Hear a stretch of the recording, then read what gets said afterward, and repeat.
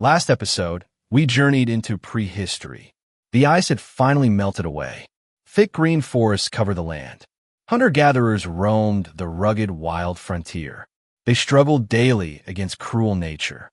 Slowly, the first mud villages appeared. Communities began to farm the soil. They built the mysterious, colossal Stonehenge. Fierce Celtic tribes dominated the island. They forged powerful new iron weapons. They lived in sturdy, thatched roundhouses. But their peaceful isolation was ending. Julius Caesar landed on the beaches. The shadow of Rome crept closer. A storm was gathering over Britain. We are doing a comprehensive series on the grand history of Britain, covering everything from mud villages to fractured kingdoms. New episodes will drop every single week. So make sure to like this video and subscribe to the channel so you never miss an update. Nearly a century after Caesar's initial raids, the Roman Empire decided to finish what he started.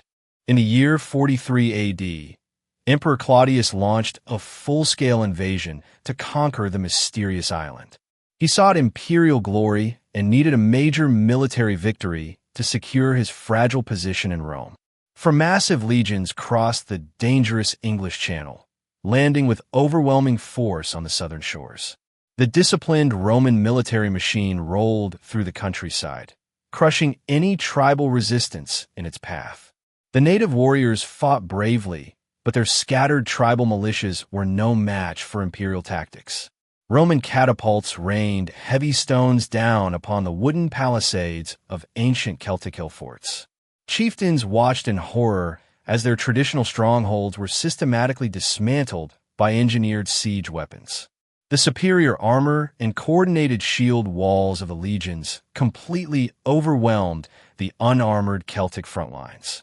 Native standard-bearers were cut down as the highly organized Roman war machine pushed deep into the inland territories.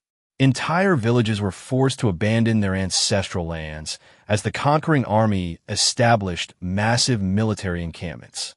The shock of the swift Roman advance left the local population deeply divided over how to respond to this foreign threat.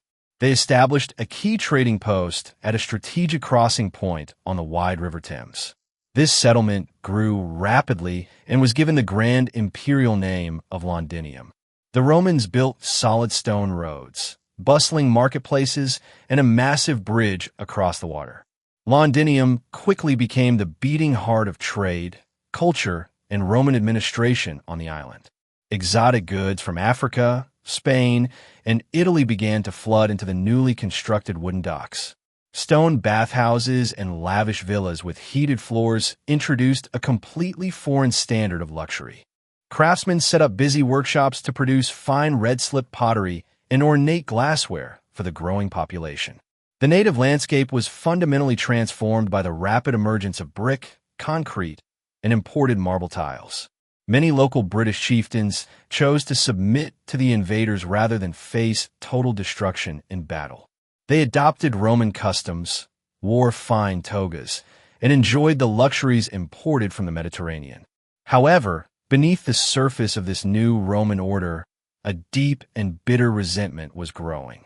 The imperial administrators treated the native British tribes with extreme cruelty and arrogant disdain. They seized tribal lands, forced locals into labor, and demanded heavy taxes from the conquered people. The spark that ignited total rebellion came from the East Anglian tribe, known as the Iceni. The king of the Iceni passed away, leaving his wealthy kingdom to his daughters and the Roman emperor. The Romans completely ignored the king's final will and brutally plundered the entire royal estate. They publicly whipped the widowed Queen Boudicca and assaulted her young, defenseless daughters. This unforgivable outrage pushed the proud queen and her people past the point of endurance. Boudicca swore a terrifying oath of vengeance against the cruel oppressors of her homeland. If you're enjoying this historical journey so far, please take a quick moment to like this video and subscribe to our channel. She successfully united several rival Celtic tribes who were equally desperate to throw off the Roman yoke. A massive, raging army of over 100,000 furious warriors gathered under her royal banner. Boudicca took advantage of the fact that the main Roman army was fighting far away in Wales. The Roman governor was heavily distracted trying to destroy the sacred Druid sanctuaries on the Isle of Anglesey. This fatal strategic distraction left the major urban centers of the southeast completely unprotected. Tribal leaders easily convinced nearby communities to join the rebellion by highlighting decades of Roman injustice. Furious blacksmiths working in secret overnight began converting agricultural iron tools into deadly combat weapons. Her unstoppable horde marched directly toward the poorly defended Roman settlements with absolute fury.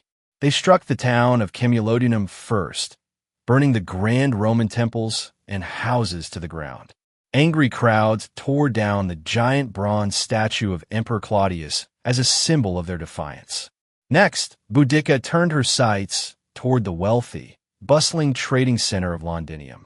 The Roman governor realized he could not defend the city and abandoned it to its terrible fate.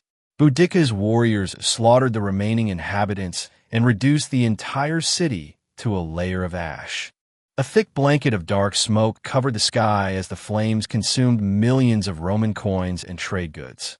The fires burned so intensely that they left a permanent red layer of burnt clay visible in the earth today. Terrified merchant families fled toward the coast, but very few managed to escape the wrath of the advancing tribes. A third major Roman city was completely destroyed as the rebellion threatened to consume the whole province. The future of Roman Britain hung by a thread as the emperor seriously considered abandoning the island. Panicked messages were sent across the sea to Rome begging for immediate military reinforcements. Finally, the Roman governor gathered his highly disciplined legions for one last, decisive stand. He chose a narrow battlefield flanked by thick woods to neutralize the overwhelming Celtic numbers. This clever geographic position ensured that the massive rebel army could not encircle his outnumbered soldiers. The veteran Roman troops checked their weapons, tightened their armor, and calmly awaited the incoming tribal charge. The governor knew that a defeat here would mean the complete eradication of the Roman presence across Britain. Boudicca rode out in a war chariot, fiercely encouraging her warriors to fight to the absolute death. The Celts charged blindly down the valley with loud battle cries, confident of an easy victory. The Romans stood like an unbreakable stone wall, launching thousands of deadly javelins into the crowd. They formed a tight wedge formation and ruthlessly cut through the disorganized tribal lines. The Celtic advance collapsed into a chaotic retreat, but their own baggage wagons blocked the escape route. Their families had gathered at the edge of the field to watch what they thought would be a glorious triumph. Instead, these crowded wagons became a deadly trap that prevented any quick escape from the oncoming blades. A brutal massacre followed as the victorious Roman soldiers spared neither women nor children. The battlefield was turned into a horrific sea of broken chariots and fallen tribal fighters. Rather than face public humiliation and capture by Rome, the brave Queen Boudicca took lethal poison. The Great Rebellion was crushed, and the iron grip of the empire tightened permanently around Britain. Imperial engineers immediately began rebuilding the ruined cities with even grander stone architecture. The defeated tribes were forced into total submission as the province was locked under strict military rule. Next week on our channel, we travel north to the edge of the empire to see life along Hadrian's Wall. We will explore the massive stone barrier built to keep out the fierce, unconquered tribes of Scotland. Get ready to witness the absolute chaos that erupted when the last Roman troops abandoned the island in 410 AD. You will see how a civilized province fell into darkness and became vulnerable to waves of new invaders. If you enjoyed this animated journey through blood and empire, hit that like button right now to show your support. Make sure to subscribe to our channel, Stickman Chronicles, so you're first in line when the next episode drops. Thank you for watching. Keep exploring the past, and we will see you right here next week for the ultimate showdown.